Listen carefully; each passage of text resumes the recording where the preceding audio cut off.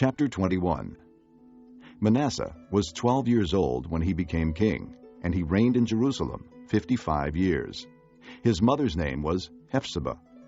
He did evil in the eyes of the Lord, following the detestable practices of the nations the Lord had driven out before the Israelites. He rebuilt the high places his father Hezekiah had destroyed. He also erected altars to Baal and made an Asherah pole, as Ahab, king of Israel, had done. He bowed down to all the starry hosts and worshipped them. He built altars in the temple of the Lord, of which the Lord had said, "In Jerusalem I will put my name." In both courts of the temple of the Lord, he built altars to all the starry hosts. He sacrificed his own son in the fire, practiced sorcery and divination, and consulted mediums and spiritists.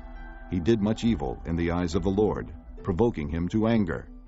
He took the carved Asherah pole he had made and put it in the temple, of which the Lord had said to David and to his son Solomon, "In this temple and in Jerusalem, which I have chosen out of all the tribes of Israel, I will put my name forever.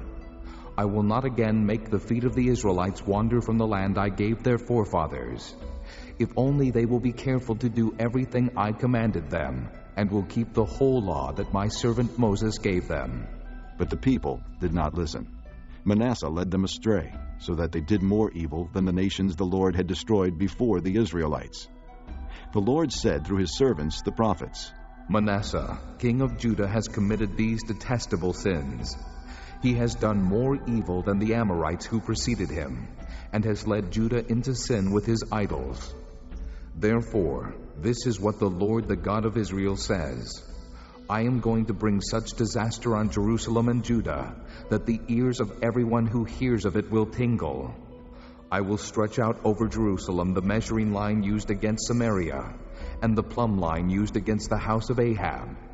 I will wipe out Jerusalem as one wipes a dish, wiping it and turning it upside down.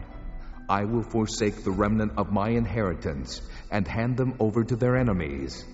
They will be looted and plundered by all their foes, because they have done evil in my eyes and have provoked me to anger from the day their forefathers came out of Egypt until this day." Moreover, Manasseh also shed so much innocent blood that he filled Jerusalem from end to end, besides the sin that he had caused Judah to commit, so that they did evil in the eyes of the Lord. As for the other events of Manasseh's reign, and all he did, including the sin he committed, are they not written in the book of the annals of the kings of Judah? Manasseh rested with his fathers and was buried in his palace garden, the garden of Uzzah.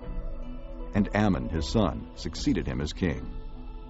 Amon was 22 years old when he became king, and he reigned in Jerusalem 2 years. His mother's name was Meshullemeth, daughter of Haruz. She was from Jotbah.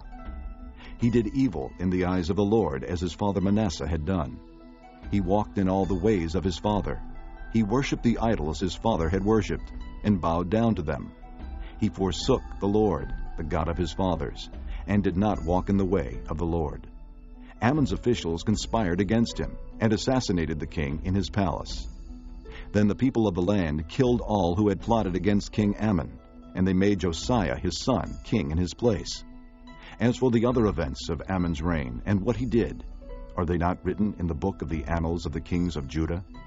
He was buried in his grave in the garden of Uzzah, and Josiah his son succeeded him as king.